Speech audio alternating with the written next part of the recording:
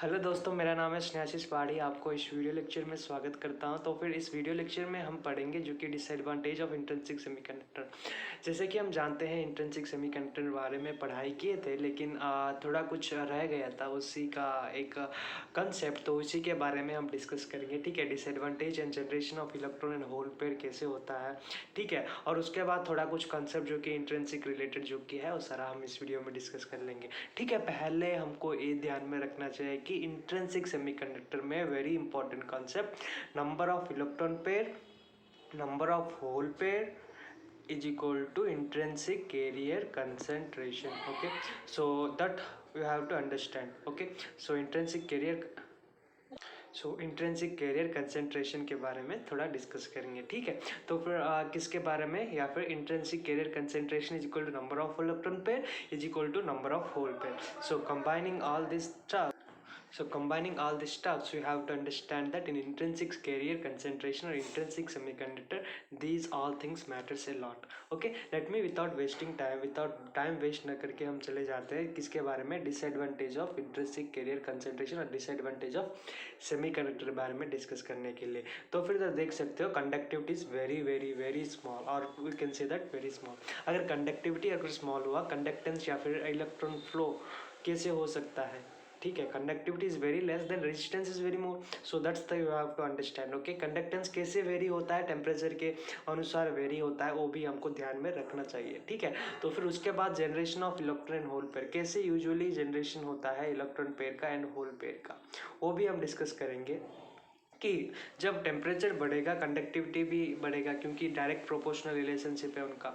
तब क्या होगा, when temperature is increasing covalent bond will broken into creating hole and electron, जो कि हम मीन्स पिछले कॉन्सेप्ट में भी पढ़ाई किए थे। जब टेम्परेचर इंक्रीज होगा उसका क्या होगा, वायलेशन मीन्स ये क्या होगा, पार्टिकल्स का जो कि है क्या होता है डिस्टर्बेंस, वो क्या होगा, बढ़ेगा, इंक्रीज होगा। तो फिर उस डिस्टर्बेंस से क्या होगा, कोवलेंट बॉन्ड से इलेक्ट्रॉन होल पेयर का क्या होगा, ब्रोक होगा। Electron pair and whole pair का क्या होगा, ब्रोक होगा। तो फिर उससे हमको क्या पता चलता है कि जो दिस प्रोसेस का generation of electron hole pair, जो कैसे कोवलेंट बॉन्ड से कैसे ब्रेक होकर एक electron pair and whole pair का जनरेशन होता है, उससे हमको क्या पता चलता है कि generation of electron pair and hole pair कैसे होता है। ठीक है, उसके बाद वेरी इंपॉर्टेंट कॉन्सेप्ट जो कि है रिकॉम्बिनेशन। जब हम पढ़ाई करते हैं रिकॉम्बिनेशन के बारे में, हमको एक ही ध्यान में रखना चाहिए कि इलेक्ट्रॉन या फिर free electron pair with hole is called recombination. जब ये फ्री इलेक्ट्रॉन होता है ना, वो क्या करता है, पेयरिंग करता है किससे, होल से पेयरिंग। अगर ये होल है, ये इलेक्ट्रॉन है, for example let me take this electron and it is holden up, so whenever it mingle with this then it is called recombination. Recombine होना, उसको ही हम रिकॉम्बिनेशन भी बोल सकते हैं।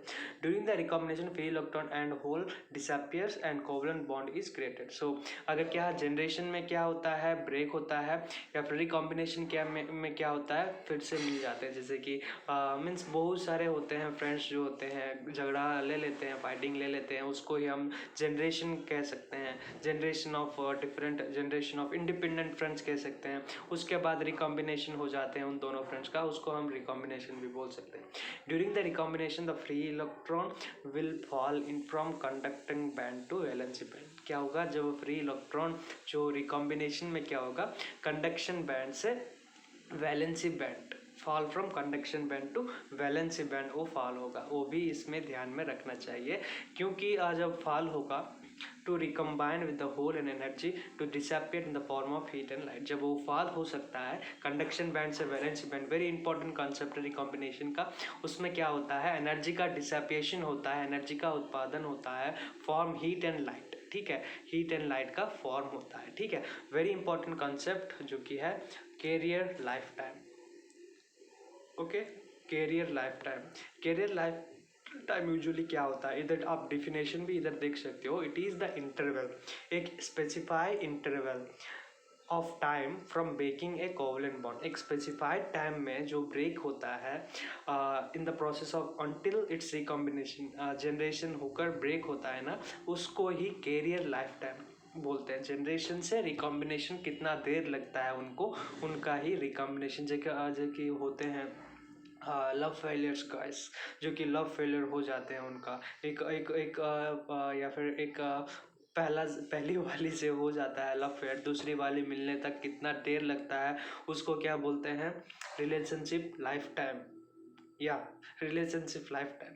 तो उसके बाद हम बोलते हैं इसमें क्या होता है, carrier life time. Carrier life time में क्या होता है, इलेक्ट्रॉन होल पेयर का जनरेशन से लेकर रिकॉम्बिनेशन में कितना देर लगता है, उसको ही हम एवरेज लाइफ टाइम बोल सकते हैं, या फिर लाइफ टाइम भी बोल सकते हैं, कैरियर लाइफ टाइम।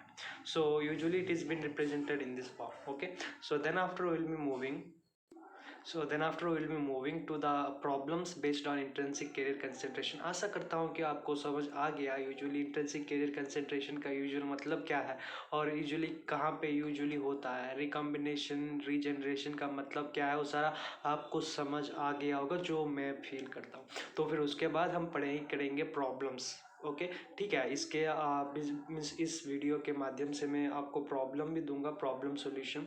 तो फिर आपको आशा भी है कि आप ज़रूर देखेंगे प्रॉब्लम्स भी, क्योंकि वेरी इंपॉर्टेंट होता है प्रॉब्लम। जब तक हम प्रॉब्लम्स नहीं सॉल्व करेंगे तब तक हमको डिफ़िकल्ट का महसूस करना पड़ेगा, क्योंकि अंडरस्टैंडिंग होने में, ठीक है, everything matters more. So at last I want to say you that Mission IAS learn with integrity is an online as well as offline coaching center or education center where lot of under poverty students and children are been educating. I am been educating that, so I hope that you will definitely contribute। अगर थोड़ा कुछ होगा तो contribute कर लेना, ठीक है, पढ़ाई के लिए। तो फिर कंट्रीब्यूट करने के लिए डिस्क्रिप्शन में सब कुछ लिंक दिया है।